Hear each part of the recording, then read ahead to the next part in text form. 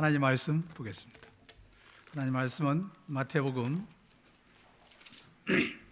4장 17절 말씀입니다. 마태복음 4장 17절 한 절입니다. 우리 같이 하나님 성으로 봉독했으면 좋겠습니다. 시작. 이때부터 예수께서 비로소 전파하여 이르시되 회개하라 천국이 가까워왔느니라 하시더라. 아멘. 기도하겠습니다. 하나님 아버지, 또 연약한 종을 이 시간에도 말씀을 전하도록 세워주셔서 감사를 드립니다. 종을 붙잡아 주셔서 하나님 말씀을 가감없이 잘 전할 수 있도록 도와주옵소서. 말씀을 전하고 듣는 가운데서 우리 모두가 함께 은혜 받는 귀한 시간 되게 해 주옵소서. 예수님의 이름으로 간절히 기도하옵나이다. 아멘.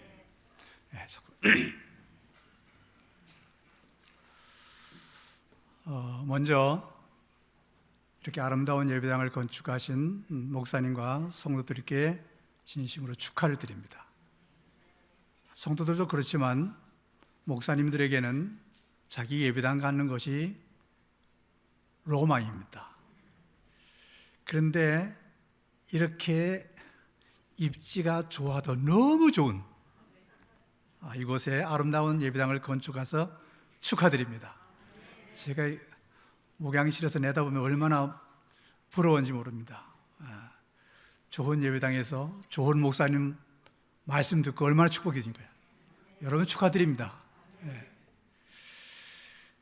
지금은 전세나 보증금 얼마에 월세로 사시는 분들이 많습니다. 그러므로 이번에 대통령으로 나오신 분들이 거는 선거 공약 중에 하나가 주택 불안 바로잡기입니다. 이러한 때에 개인 주택을 가지신 분들 축하드립니다. 저는 얼마 전에 좀 엉뚱한 문제로 저를 찾아온 부부를 만났습니다. 40대 부부인데 7년 전에 4억짜리 아파트를 구입했다고 합니다. 그 남편이 삼성 반도체 연구원으로 들어갈 때 구입했던 아파트입니다.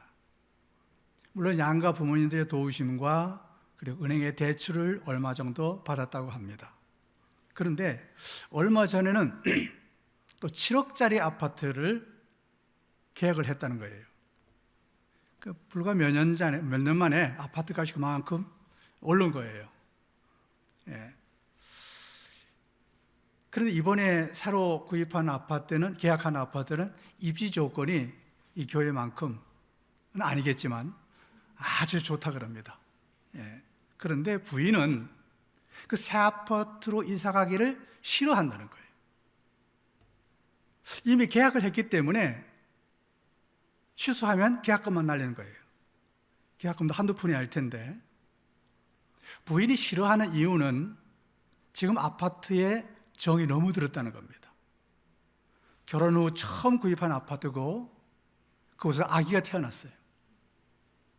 여기저기 남편과 아기가 함께 했던 추억이 서려 있는 곳입니다. 부인에게는 아파트를 떠나는 것이 그 추억을 버리는 것 같이 느껴지는 거예요. 부인은 새 아파트도 탐나고 지금 아파트도 떠나기 싫고 두 개의 아파트를 다 소유하기는 경제력이 부족하고 그런 상태에 이 부인은 이 문제로 이 아파트 집착 때문에 우울증이 찾아왔습니다. 우울증이 점점 심해지자 어떤 분의 소개로 저를 찾아왔습니다. 찾아올 일이 따로 있지. 부인의 입장에서 보면 참 이해가 가기도 합니다. 저도 제가 태어나고 자란 집이 그리워질 때가 있어요. 그러나 그 집은 이미 무너져 버리고 그 땅은 남의 땅이 되어버렸습니다. 그래서 지금 가끔 그때 찍어두었던 사진을 들춰봅니다. 거기에는 어렸을 때 사진, 그리고 지금 다 결혼에 흩어져 있는 형제들도 다 그 사진이 오롯이 남아 있습니다. 그 집이 그대로 있다 할지라도 저는 그 집에 다시 들어가기 싫습니다. 작은 집, 옛날에 초가집이었습니다. 당시 부인에게도 저의 경험을 말해 주었던 것 같습니다. 그러면서 그동안에 찍어놓은 사진을 잘 보관하라고. 아파트는 남의 것이 된다 할지라도 추억은 여전히 부인의 것입니다. 그리고 또 새로운 아파트에서 더 얼마나 오래 살지 모릅니다. 그 속에 더 좋은 추억을 쌓고 또 사진을 남겨놓으십시오. 언젠가는 또 그 집을 팔고 또 다른 집으로 이사가게 될지 모릅니다. 왜냐하면 앞으로 점점 더 입지 좋은 아파트가 들어설 것이니까. 그때가 되면 아마 당신들의 생활 여건도 그만큼 여유로워질지도 모릅니다. 그러다가 언젠가는 살고 있는 그 집에서 생을 마감하게 될 겁니다. 그때가 되면 그 집은 더 이상 당신들의 집이 아닙니다. 그럼 이젠 당신들이 영원히 거주할 거처를 준비해야 합니다. 오늘 저는 영원히 거처할 집, 천국에 대해서 말씀드리고자 합니다.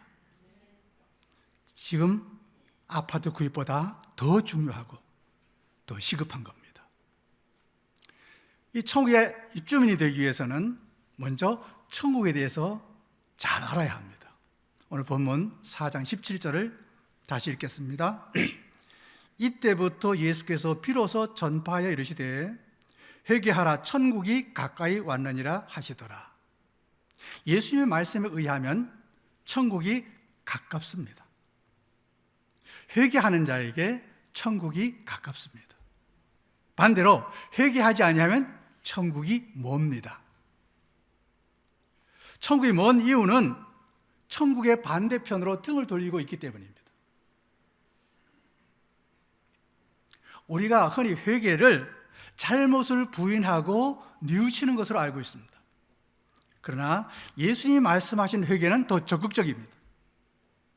회개의 원문은 메타노이오인데 목적을 바꾸다는 거예요.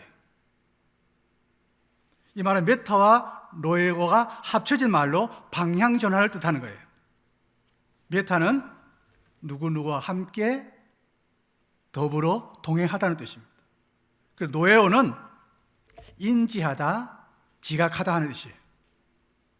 방향 전환은 현재보다 더 나은 것을 인지했을 때입니다. 하나님을 보여달라는 빌립에게 예수님께서는 이렇게 대답하셨습니다. 요한복음 14장 9절 말씀 봅니다. 예수께서 이르시되 빌립아, 내가 이렇게 오래 너희와 함께 있으되 네가 나를 알지 못하느냐? 나를 본 자는 아버지를 보았거늘 어찌 아버지를 보이라 하느냐? 예수님은 회개하라 천국이 가까워왔느니라고 말씀하십니다. 예수님이 말씀하신 천국은 지역이나 장소를 의미하는 것이 아닙니다.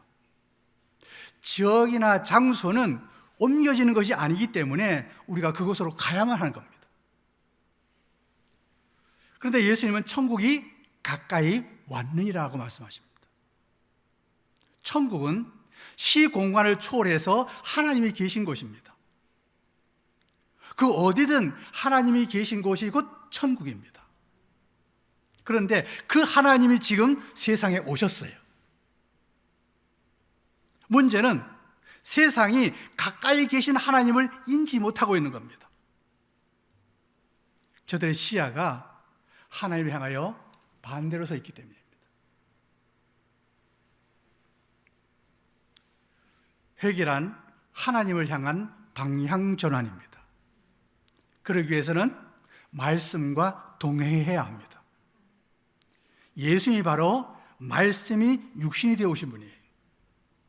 요한복음 1장 14절 말씀 보면 말씀이 육신이 되어 우리 가운데 거하심에 우리가 그의 영광을 보니 아버지의 독생자의 영광이요 은혜와 진리가 충만하더라.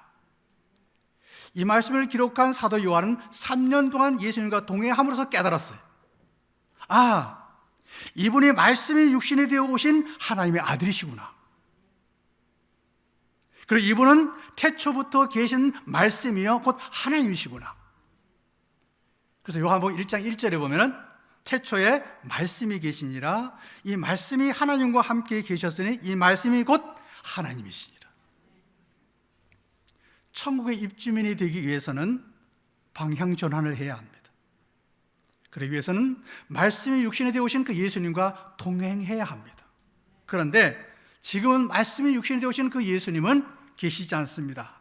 이미 승천하셨어요. 이제는 성령으로 오신 하나님과 동행해야 합니다. 그러면 성령께서 말씀을 통해 깨닫게 해 주실 것입니다. 예수님께서는 성령 사역에 대해서 제자들에게 이렇게 말씀하십니다. 요한복음 14장 26절입니다. 보혜사 곧 아버지께서 내 이름으로 보내실 성령, 그가 너희에게 모든 것을 가르치고 내가 너희에게 말한 모든 것을 생각나게 하시리라. 이제는 우리 굳이 천국에 대해서 상상할 필요가 없습니다. 성령께서 친히 말씀을 통해 천국의 실제를 우리에게 보여주시는 거예요. 천국의 입주자가 되기 위해서는 천국에 대해서 알아야 합니다. 두 번째는 천국에 대해서 적극적이어야 합니다. 마태복음 11장 12절 말씀을 읽겠습니다. 마태복음 11장 12절입니다. 침례 요한의 때로부터 지금까지 천국은 침노를 당하나니 침노하는 자가 빼앗느니라. 침노하는 자가 빼앗습니다. 기다리는 자가 아니라 침노하는 자가. 오래전에 유행했던 유행가 가사가 생각이 납니다. 아시는 분은 아실 거예요. 사랑한다고 말할 걸 그랬지. 님이 아니면 못 산다 할 것을. 사랑한다고 말할 걸 그랬지. 망설이다가 가버린 사람. 입지 조건이 좋은 아파트를 구입하려면 정보가 빨라야 합니다. 다음에는 누구보다 빨리 좋은 층수로 계약을 해야 합니다. 천국은 침노하는 자가 빼앗습니다. 망설이다 보면 빼앗겨요. 빼앗기지 않으려면 빨리 쟁취해야 합니다. 망설이는 것은 이성 간에 썸 타는 것 같습니다. 썸 무엇인지 아시죠? 썸 타는 관계를 노래하는 노래말 가사가 참 재미있습니다. 요즘 따라 내 거인 듯 내 거 아닌 내 거 같은 너. 내 거인 듯 내 거 아닌 내 거 같은 나. 한마을에 사는 갑돌이와 갑순이는 서로 사랑했습니다. 그러나 그들은 마음은 서로를 모르는 척 했습니다. 그러다가 서로 다른 사람과 결혼하고 난 후에 후회합니다. 그 후회는 이 세상에 사는 동안에 겪게 될 잠깐의 후회입니다. 그러나 천국에 입주를 하지 못한 후회는 영원할 겁니다. 지금까지 하나님은 계속 우리들에게 사랑을 고백해 오셨습니다. 더 이상 망설이지 말고 하나님께 사랑의 반응을 보여야 합니다. 이성간 사랑을 고백하듯이 하나님께 믿음의 고백을 해야 합니다. 로마서 10장 10절 말씀 보면은 사람이 마음으로 믿어 의에 이르고 입으로 시인하여 구원에 이르느니라 말씀합니다. 세리장이요 난장이었던 삭개오를 보십시오. 그는 예수님을 만나기 위해서 뽕나무 위에 올라갑니다. 예수님이 부르셨을 때 즐거움으로 영접합니다. 그리고 예수님 말씀을 통하여 천국을 인지합니다. 그래서 지금까지 부에 대한 그의 가치관이 변했습니다. 하나님과 사람들과의 관계를 위해서 물질을 사용합니다. 그가 집에만 머물러 있었다면 예수님을 보지 못했을 겁니다. 뽕나무에 올라가지 않았다면 예수님 눈에 띄지도 않았을 겁니다. 그리고 예수님을 영접하지 않았다면 회개할 기회를 얻지 못했을 겁니다. 그러나 그는 집안에만 머물러 있지 않았습니다. 키 작은 자기 약점에 대해서 포기하지도 않았습니다. 자기의 체면이나 자존심 같은 건 생각지도 않았습니다. 만약 사람들을 의식했다면 용기 내지 못했을 겁니다. 신분의 자존심으로 인해서 행동을 옮기지도 못했을 겁니다. 그의 적극적인 믿음의 행동이 예수님으로부터 아브라함의 자손이라고 인정을 받게 했습니다. 여러분 중에 혹시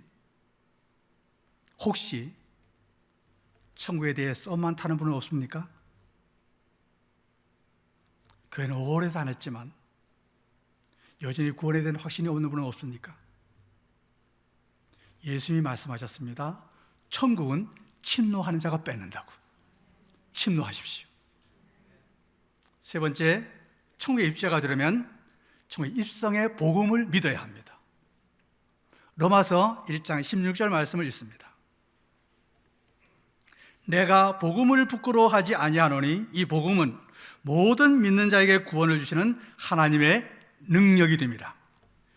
첫째는 유대인에게요, 다음에는 헬라인에게로다. 아파트 입주에서 가장 중요한 것은 입주금입니다. 보통 입주금을 은행에 대출을 받아서 지불하는 경우가 많습니다. 입주금을 마련하지 못하면 입주를 포기해야 합니다. 물론 입지 좋은 물건에 대해서 정보도 빨라야 합니다. 그보다 남들보다 빨리 계약하는 것도 중요합니다. 그러나 입주금을 마련하지 못하면 들어갈 수 없습니다. 천국의 입주자들도 마찬가지로 입주금이 필요합니다. 그런데 천국의 입주금은 상상 못할 정도예요. 세상의 아파트와는 비교할 수 없을 정도입니다. 세상의 그 누구도 그만한 입주금을 마련할 수가 없습니다. 그런데 입주자들에게 기막힌 정보가 들려옵니다. 하나님께서 아들을 통해서 입주금을 완불 하셨다는 거예요. 베드로전서 3장 18절에 있습니다. 그리스도께서도 단번에 죄를 위하여 죽으사 의인으로서 불의한 자를 대신하셨으니 이는 우리를 하나님 앞으로 인도하려 하심이라. 육체로는 죽임을 당하시고 영으로는 살리심을 받으셨으니. 천국에 입주한 모든 이용은 아들의 이름으로 할 수 있습니다. 그리고 입주자들은 아들의 이름으로 다시 태어나야 합니다. 천국에서는 아들 이름 외에 그 어떤 다른 이름도 인정해 주지 않습니다. 요한복음 3장 3절을 봅니다.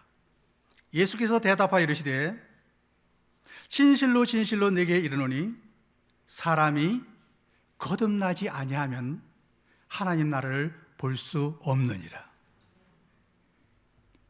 세상을 향하던 시야를 하나님을 향하여 돌려야 합니다. 그리고 하나님의 아들이신 예수 그리스도를 믿어야 합니다. 요한복음 1장 11절 12절을 봅니다. 자기 땅에 오매 자기 백성이 영접하지 아니하였으나 영접하는 자 곧 그 이름을 믿는 자들에게는 하나님의 자녀가 되는 권세를 주셨으니. 하나님의 자녀가 되어야 합니다. 믿음으로. 그리고 그 아들의 이름으로 아들을 위해 살아야 합니다. 고린도후서 5장 15절 말씀입니다. 그가 모든 사람을 대신하여 죽으심은 살아있는 자들로 하여금 다시는 그들 자신을 위하여 살지 않고 오직 그들을 대신하여 죽었다가 다시 살아나신 이를 위하여 살게 하려 하십니다. 예수 이름만 빌리는 게 아니에요. 예수 이름으로 살아야 합니다.